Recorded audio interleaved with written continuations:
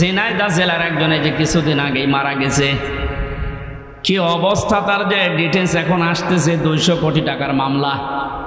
লোকটা মারা যাবার পর তার লাশের একটা টুকরাও খুঁজে পাওয়া যাচ্ছে না। কয়েকদিন ধরে তার মেয়ে পর্যন্ত কেঁদে কেঁদে বলছে, একটা টুকরা দেন, একটু জানাজা করে মাটি দেয়, তাও সান্ত্বনা পাবো।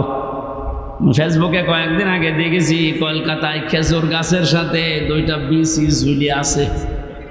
অনেকে বলছে এটা ওই লোকের বিচি না, ওটা তাকিয়ে দেখলাম যে না, মানুষের বিচি অত বড় হয় না, ওটা মনে হয় ছাগলের বিচি হবে। আমার দেশে একটা অবৈধভাবে মানুষ মারা গেল, তাও একটা নিষ্পাপ মানুষ। আমি কিছুই করতে পারলাম না এতক্ষণ পর্যন্ত, যে আমার দেশে আমি আছি দায়িত্বে, আর বিনা কারণে অবৈধভাবে একটা লাশ পড়ে গেল, আমি কিছুই করতে পারলাম না। কিয়ামতের আগে এই দেশে অবৈধ কোনো লাশ কোনো জায়গায় পড়ে থাকতো না। খলিফাতুল মুসলিমিন হযরত ওমর রাষ্ট্রের দায়িত্ব পালন করে এশার নামাজের পরে বাড়িতে আসলেন। বারান্দার দিকে তাকিয়ে দেখলেন একটা লাশ, শিশু বাচ্চা 12টা টুকরা করে কে যেন রেখে গেছে।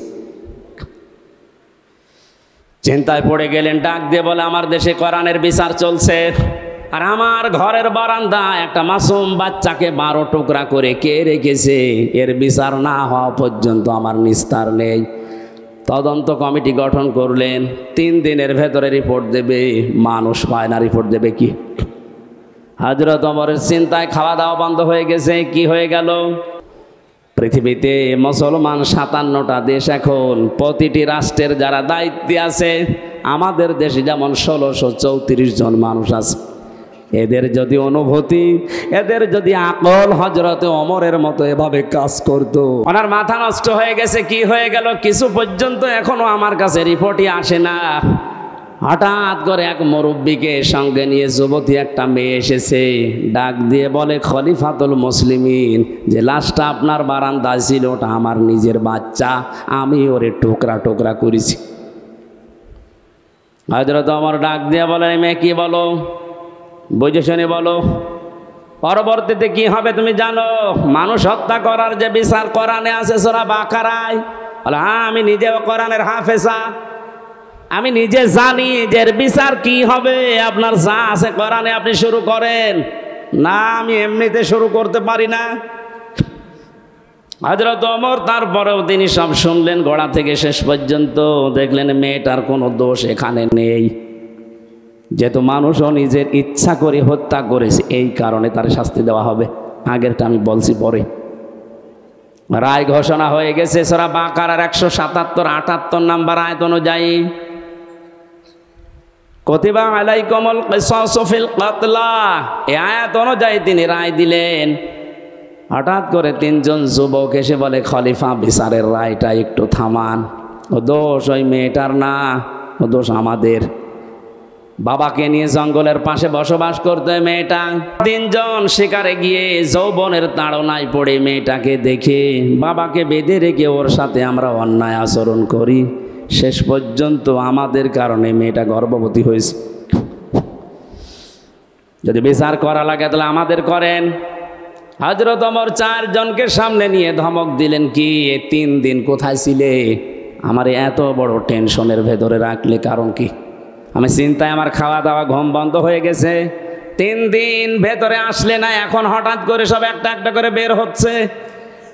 যুবকেরা বলছে, খলিফাতুল মুসলিমিন, আমরা যে সময় অন্যায় করেছিলাম ওই সময় আসতে চেয়েছিলাম,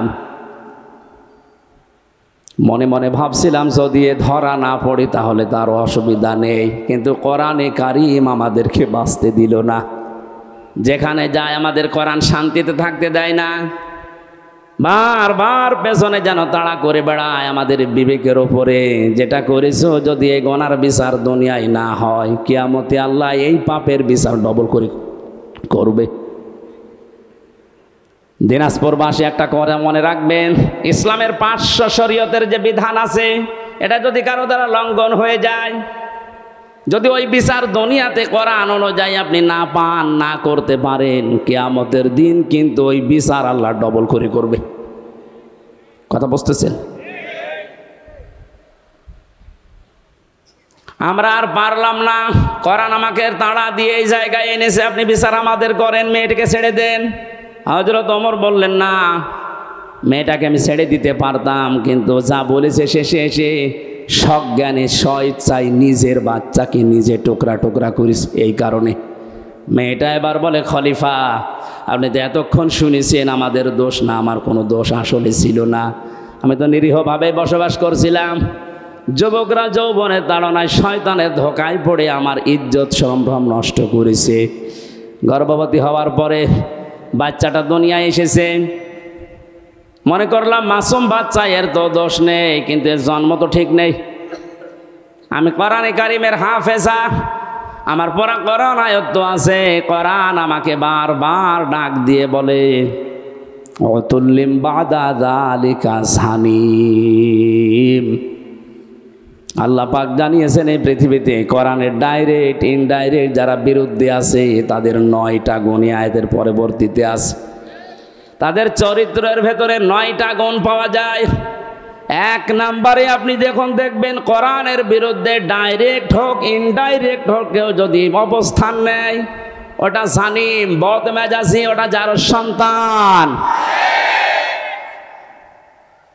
আমি তো দেখতে পেলাম এর বাবা ঠিক নেই, এর বাবা তো একজন না কয়জন, 3 জন বাবা মিলে ওরে জন্ম দিয়েছে, ওটা যার সন্তান। আমার পেটে এসেছে তাতে কি, জন্ম হয়েছে, বড় হওয়ার পরে আমার পেটের সন্তান কোরআনের বিরুদ্ধে অবস্থান নেবে, আমি মা হয়ে দেখব, তখন তো আমি মুরব্বী হয়ে যাবে, ওরে কিছু বলতেও পারবো না। এই জন্য ছোটবেলায় ওরে বিদায় করে দিলাম, যেন আমার পেট থেকে পড়ে কোরআনের বিরুদ্ধে না যায়। আপনি এই কারণে আমার বিচার করেন। আমি ঘটনা বলা উদ্দেশ্য না, ফাস্তা জাহারাহ পড়তে যে আমি পেয়েছিলাম, কোরআন যদি এজহার থাকে, কোরআন যদি কায়েম থাকে, আমরা গুনাহগার, গুনাহ আমরা করবই, কারণ এটা আমাদের অভ্যাস, আমাদের স্বভাব। কিন্তু কোরআন আপনাকে বেঈমান হয়ে মরতে দেবে না। গুনাহ করলেও দুনিয়া থেকে বিদায় নেওয়ার আগে এমন কায়দা, এমন কৌশলে, এমন জায়গায় ফেলবে আপনি যেন নিষ্পাপ হয়ে মারা যেতে পারেন, মরণের পরে এই পাপের শাস্তি যেন আর পাওয়া না লাগে। এই জন্য কোরআনে কারিম যদি আমরা এজহার করার চেষ্টা করি, হালালকে হালাল আমরা মানতে পারবো, হারামকে হারাম জানার পরে আমরা মানতে পারবো। আর যদি এজহার না থাকে, আপনি যতই সুফিগিরি করেন, এই যে টুপিটা মাথায় দিয়েছি মনে করছেন অনেক সুন্দর লাগছে দেখতে, এর ভেতরে সুদ আছে। প্রশ্ন আসতে পারে, আপনি 200 টাকা দিয়ে টুপিটা কিনে এনেছেন, আপনার তো সুদের টাকা না। হ্যাঁ ঠিক আছে, কিন্তু এই টুপিটা যে ফ্যাক্টরিতে তৈরি হয়েছে, ও ফ্যাক্টরির মালিক লোন নিয়েছে। এই কথা বলছেন এখন। যতদিন পর্যন্ত এদেশে যাকাত ভিত্তিক অর্থনীতি কায়েম না হবে, তার মানে কোরআন কায়েম না হবে, ততদিন আপনি ফেরেশতা জিবরাইল যদি দিনাজপুরে বাস করে, ও ডাইরেক্ট ইনডাইরেক্ট সুদখোর।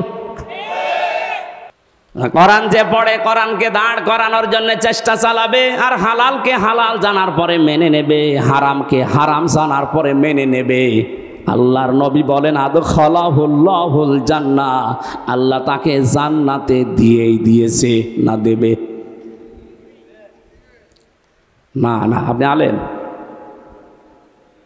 এখানে বসে আছেন আলেমেরা, আদখালাহুল্লাহুল জান্নাহ, আল্লাহ তাকে জান্নাতে দিয়েছে না দেবে? দিয়েছে। আদখালা ইয়াদখুলু, এটা মাজির সিগা, অতীতের শব্দ। নবীজি কেন দিয়েছেন? তার মানে সত্যি যদি কেউ কোরআন ওই 4টা শর্ত মেনে পড়তে পারে, আর কোরআনকে জার করার জন্য, দাঁড় করানো, প্রতিষ্ঠা করার জন্য সারা জীবন চেষ্টা চালায়, হালালকে হালাল জেনে হারামকে হারাম মনে করে যদি ছেড়ে দিতে পারে, ও যেন বিশ্বাস করে নেয় আল্লাহ তাকে জান্নাতে দিয়ে দিয়েছে। বাড়ি যাওয়ার পরে খেয়ে দিয়ে সুবহানাল্লাহ বলবেন। কি বললাম আপনি টের পাচ্ছেন? শুধু এতটুকু নবীজি শেষ করেননি, আশাফাহু ফি আশারাতিন মিন আহলি বাইতিহি কুল্লুহুম ক্বাদ ওয়াজাবাত লাহুন নার, তার ব্যাপারে এমন 10 জনের পক্ষে সুপারিশ গ্রহণ করার ক্ষমতা আল্লাহ তাকে দেবেন, তার পরিবারস্থ লোকদের ভেতর থেকে যাদের ওপরে জাহান্নাম ওয়াজিব হয়ে গিয়েছিল। এই যে সম্মানটা এই কোরআনের কারণে, কিসের কারণে? আল্লাহ রাব্বুল আলামিন বলেন আখফিদ লাহুমা জানাহায-যুল্লি মিনার রাহমা ওয়া কুর রাব্বিরহামহুমা কামা রাব্বায়ানি সগীরা।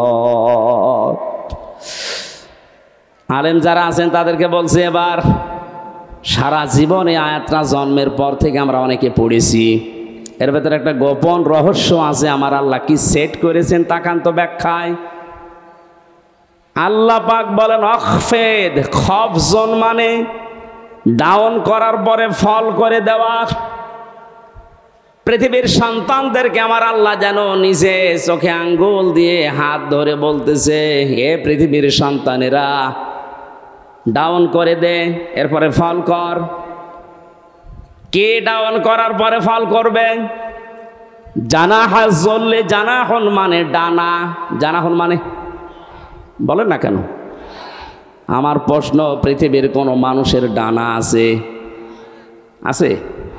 নেই। ডানা তো পাখির হয়, ডানা তো এরোপ্লেনের হয়, ডানা তো হেলিকপ্টারের হয়, মানুষের তো কোনো ডানা হয় না। তাহলে আয়াতটা মিথ্যা। আল্লাহ এমন উদাহরণ সেট করলেন কেন যেটা বাস্তবের সাথে মিলছে না? তাহলে কোরআনে ভুল পাওয়া গেল না, মানে আপনার মিলিয়ে দেওয়া লাগবে। আসেন, আল্লাহ পাক পাখির ডানা হাওলাত করে নিয়ে এসে আমারে লাগিয়ে দিয়েছে হামজা। এই যে লাগিয়ে দিলাম, জানাহায-যুল্লি মিনার রাহমা, তোর ডানার যত রহমতের বিষয়গুলো আছে সব মা বাবার জন্য ডাউন করবি, এরপরে ফল করে দিবি। আর এরোপ্লেন থেকে, হেলিকপ্টার থেকে ডানা নিয়ে এসে লাগালেন না কেন? পাখির ডানা দিলেন, কারণ হেলিকপ্টারের ডানা ডাউন করার পরে ফল করলে আর উড়বে না। 2 নাম্বার, এ ডানার ভেতরে এমন শক্ত কিছু ধাতু দেওয়া আছে যেটা কোমল হওয়া, নরম হওয়া, সফট হওয়া কখনো সম্ভব না। কিন্তু পাখির ডানা আল্লাহ হাওলাত করেছিলেন এই কারণে, কারণ এর ভেতরে এমন কিছু পর আছে, পালক আছে যেটা সফট, নমর, কোমল।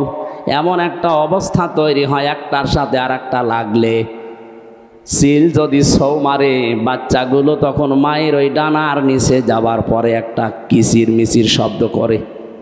বাংলাতে ওই শব্দকে বলা হয় অনির্বচন সুখ। কি বললাম? একটা অনির্বচন সুখ বাচ্চারা অনুভব করেন। আল্লাহ পাক ঠিক যেন পাখির এই বাচ্চাদের মতো আপনার মার বাবা যতদিন আপনি বেঁচে আছেন, আপনাকে বোঝাতে চেয়েছে হামজা, তোর মা বাবা যতদিন দুনিয়ায় আছে তারা যেন এই পাখির বাচ্চার মতো একটা সুখ তোর আন্ডারে থেকে পায়। তারা যেন মনে করে আমার হামজা বেঁচে থাকতে অন্তত আমাদের আর কোনো ঝামেলা নেই, আর কোনো চিন্তা নেই আমাদের। দিনাজপুরবাসী মন থেকে বলেন তো, আমাদের মা বাবা যারা দুনিয়ায় আছে এরা কি এই মনে করতে পারছে? 24 ঘন্টায় অনেকের মুরব্বীরা চিন্তায় থাকে, না জানি কখন ভাত বন্ধ করে দেয়। হ্যাঁ, এইসব রংপুরের এলাকার মানুষ সহজ সরল, তো এই জন্য কিছু টের পাচ্ছেন না। এ সহজ সরল মানুষগুলো মা বাবাকে খুব ভালোভাবে আদর যত্ন করে, এই জন্য আপনারা বুঝলেন না। এটা যদি আমি কক্সবাজারে বলতাম ওরা টের পেত। এত সম্মান, এত মর্যাদা, এত কিছু আল্লাহ দুনিয়াতে দিয়েছেন এই দুইজনের ব্যাপারে। নিজের ইবাদতের পরে নবীর নাম দেননি, আল্লাহ বলেছেন মার বাবার নাম। وَقَضَى رَبُّكَ أَلَّا تَعْبُدُوا إِلَّا إِيَّاهُ وَبِالْوَالِدَيْنِ إِحْسَانًا। আল্লাহ পাক বলেন আমি ফায়সালা করে দিয়েছি, সিদ্ধান্ত নিয়ে ফেলেছি, রায় দিয়েছি। আমি আল্লাহর রায়কে, আমি আল্লাহ ছাড়া কারো ইবাদত করা যাবে না। পৃথিবীতে যাদের মা বাবা আছে তারা যেন তাদের সেবা করে, তাদের পেছনে খরচ করে, তাদের প্রতি ইহসান করে। এটা আমি বানালাম। বলেন আপনি ইহসান করবেন কি করে? তার একটা একটা করে আল্লাহ এখানে 5টা ব্যাখ্যা দিয়েছেন। আপনি কোরআন খোলেন তো পুরাটা, পৃথিবীর কোনো মানুষের ব্যাপারে এত ব্যাখ্যামূলক শব্দ আপনি পান কিনা? পাবেন না আপনি। অথচ এই দুইজনের নাম এত বেশি আল্লাহ ব্যাখ্যা দিয়েছেন, সেই দুইজনের পরিচয় ওই 6 ছেলে মেয়ে জানে না। এই জন্য 95 বছর বয়সেও মুরব্বীকে বাড়ি থেকে রাস্তায় বের করে দিয়েছে, যান আপনার আর দরকার নেই। ও কয়দিন পরেই পড়ে মরবে, ডেনে পড়ে থাকবে, কুকুরে শ্রীগালে ছিঁড়ে ছিঁড়ে খাবে।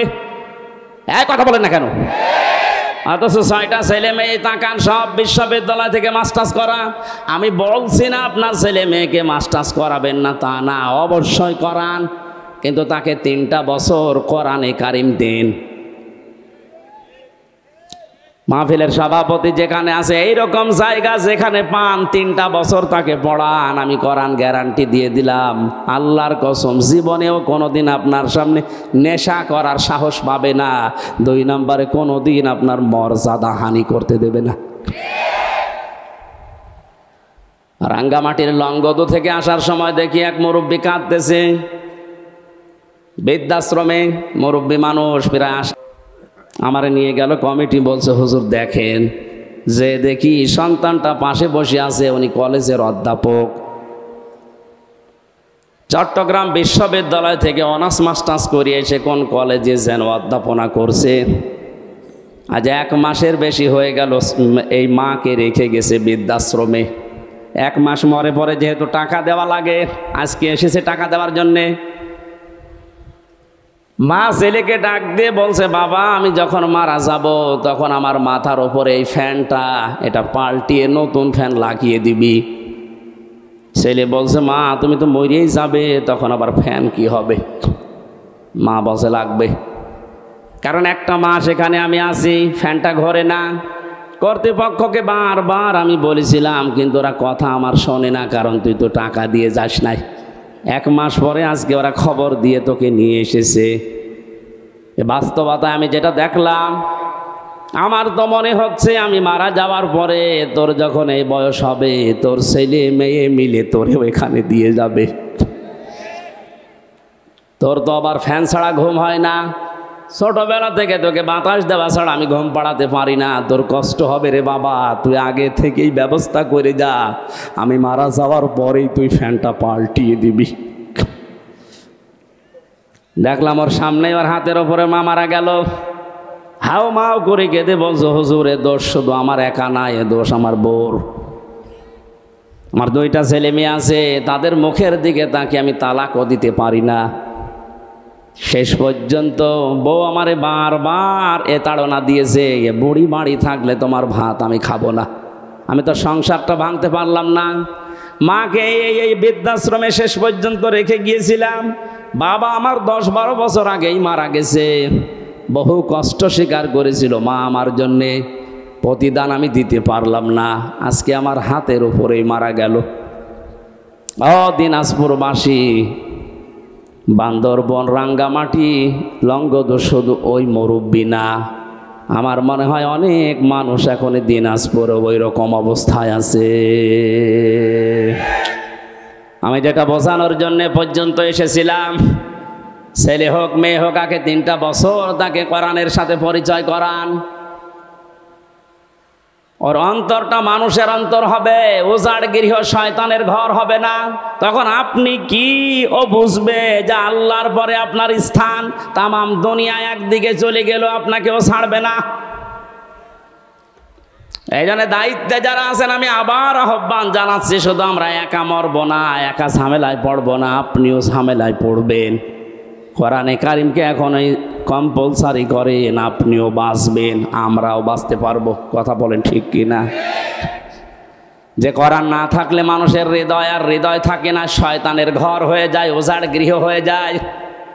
সেখান থেকে বাঁচাতে আজকের এই যুব সমাজ, কোরআন কিছু না কিছু হলেও আমাদের অন্তরে যেন প্রবেশ করে। আয়োজনে যারা আঞ্জাম দিয়েছে, আমরা খুশি হয়ে ধন্যবাদ দিয়ে বলছি আলহামদুলিল্লাহ। নবীজি জানিয়েছেন, মান ক্বারাআল কুরআনা, যে ব্যক্তি কোরআন পড়ে, এদিকে তাকান, মান ক্বারাআল কুরআনা, যে ব্যক্তি কোরআন পড়ে, ফাস্তাজহারাহু, এবং একে এজহার করার চেষ্টা করে। এজহার মানে এজহার শব্দের শাব্দিক অর্থ ৯৯টা। এজহার মানে স্পষ্ট করা, এজহার মানে প্রকাশ করা, এজহার মানে দাঁড় করানো, এজহার মানে প্রতিষ্ঠিত করা, এজহার মানে কায়েম করা। সবগুলো অর্থ একটা একটা করে অভিধানে মিলান আপনি পেয়ে যাবেন। সুতরাং যে ব্যক্তি কোরআন পড়বে এবং কোরআনকে কায়েম করার জন্য চেষ্টা চালাবে, কেন আল্লাহর নবী ফাস্তাজহারাহু দিলেন? নবীজি তো আমাদের মতো বাচাল ছিলেন, আন্দাজেই বকতেন নাকি? ওনার প্রতিটি কথার ভেতরে কোনো না কিছু লুকিয়ে আছে। এর পরের শব্দের দিকে তাকান, ফাহাল্লা হালালাহু ওয়া হারামা হারামাহু। এই যে ফা দিয়েছেন মাঝখানে, আগের দুইটা শব্দ বলার পরে ফা দিয়ে বাক্য আরম্ভ করলেন কেন? হালাল হারামের কথা এখানে বলার কথা ছিল না। কোরআনকে এজহার করার পরেই তিনি ফাহাল্লা হালালাহু ওয়া হারামা হারামাহু দিয়েছেন এই কারণে।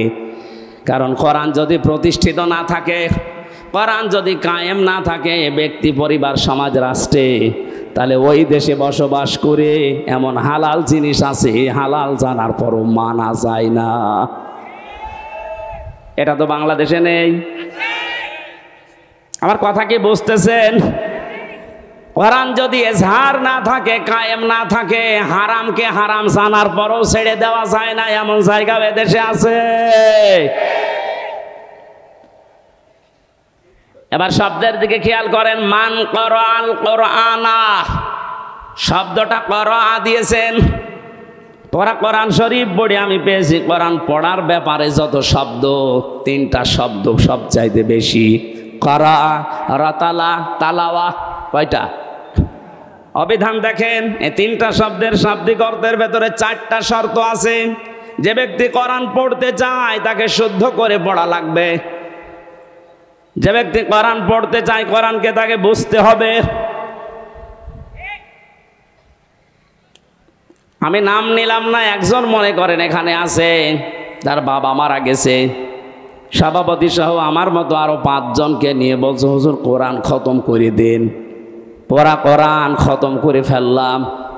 উনি আমাদেরকে খাবার দাবার, হাদিয়া, দফা, সম্মান দিয়ে বিদায় করবে না করবে না? বলেন না কেন? পড়া কোরআন শরীফ শেষ করে হাদিয়া দফা দিয়েছে, খাবার দাবার দিয়ে সম্মান দিয়ে বিদায় দেবে। হঠাৎ করে যদি মহাতামিম সাহেব বলে হুজুর ওই ভাইকে ডাকেন তো, আপনাকে বাড়িওয়ালা ডাক দিয়ে যদি বলি যে পড়া কোরআন শরীফ আমরা খতম করে ফেললাম, কিছু বুঝেছেন? উনি বলতে পারবে? যেহেতু আরবি ভাষায় পড়েছি, মাতৃভাষা আমাদের আরবি না, আপনি বোঝেননি। এবার একটা মাত্র আয়াত আপনাকে আমরা আরবিতে পড়ার পরে একটু বাংলায় শোনাবো, তারপরে আপনি হাদিয়া দেবেন, খাবার দেবেন, বিদায় করবেন, যা করেন আরো বেশি করে করেন। ওনার সামনে আরবি আয়াতটা তেলাওয়াত করেছে সুর দিয়ে, ফাহাল্লা হালালাহু ওয়া হারামা হারামা ওয়া হাল্লাল্লাহুল বাই'a ওয়া হারামার রিবা। এখনো পর্যন্ত উনি বুঝেছে? বলেন। বাংলায় যদি এবার বলি, এটাই আল্লাহ জানাতে চেয়েছেন ব্যবসা তোমাদের জন্য হালাল আর সুদ হারাম। আপনি তো এতক্ষণ পর্যন্ত বাবা মরে গেছে এই জন্য আমাদেরকে পড়া কোরআন খতম করালেন, কিন্তু আপনি তো সুদ খান। এবার যা টাকা দিয়েছিল, খাবার দিয়েছিল, সব পিটিয়ে বের করবে। এক কথা বলছেন এখন। আর সম্মান এতক্ষণ যা দিয়েছিল বলবে কি আপনি আমার গোপন জায়গায় হাত দিলেন, টাকা আপনাকে দিচ্ছি, দাঁড়ান। যেহেতু আমাদের মাতৃভাষা আরবি না, এই জন্য আমরা হয়তো বুঝি নাই। গালি দিলে অনেকে মনে করে যত দোয়া করছে, কিন্তু এই শব্দটাই আবু জেহেল, আবু লাহাবের সামনে যখন নবীজি পড়তেন, ওরা সুদের মহাজন ছিল। কি ছিল? ওরা বুঝে ফেলেছে যে মোহাম্মদ কি বলতে চায়। তখন আর বাংলা, ইংরেজি, আরবি, ফার্সি, উর্দুতে ব্যাখ্যা করা লাগতো না। আরবি পড়লেই ওরা বুঝতো, কারণ ওদের মাতৃভাষায় আরবি। বাস্তবে বাংলাদেশে এমন অনেক জায়গা আছে হালালকে হালাল জানার পর, হারামকে হারাম জানার পরেও মানা যায় না। কোরআন যেহেতু এজহার নেই, এজন্য আমরা মুসিবতে আছি। কোন মানুষ যদি কোরআন পড়ে এবং কোরআনকে বোঝে, যতটুকু বুঝবে তার উপরে ততটুকু বাস্তবে মেনে চলার চেষ্টা চালাবে। সাহাবা একরামের 2 পারা 3 পারা পড়তে সারা জীবন লেগে যেত। সূরা নাস আর ফালাক পড়তে হযরতে ওমরের 11 দিন লেগেছিল তার জীবনীতে পেয়েছি।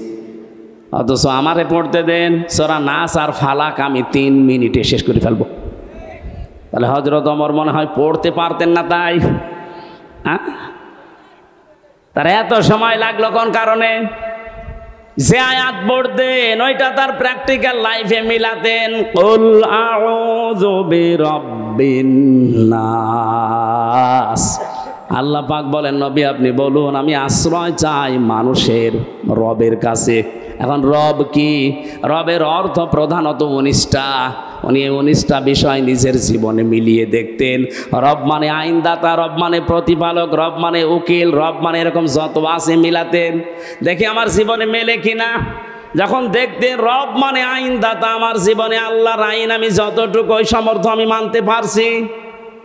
রব আমার রিজিক দাতা, আমি আল্লাহ বাদে অন্য কাউকে রিজিকের উপরে ভরসা করি না, মানিও না। একটা করে 19টা মিলিয়ে ফেলতেন। তখন বলতেন পরবর্তী আয়াত দেন মালিকিন নাস। আমরাও তো কোরআন এইভাবেই পড়ি।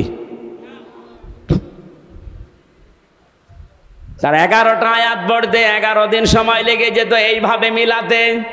আর আমাদের এক খতম করতে দেবেন 11 ঘন্টায় পুরা কোরআন পড়ে শেষ করে আর এক খতম শুরু হবে। এখানে করার ব্যাখ্যায় আমি যতগুলো অর্থ পেয়েছি, অভিধানে 4টা শর্ত সব জায়গায় লেখা আছে।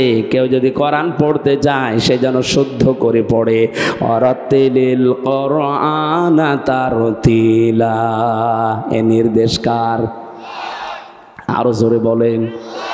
2 নম্বরে কোরআন শুধু পড়লে হবে না, আফালা ইয়াতাদাব্বারুনাল কোরআন। কি হয়েছে তোদের?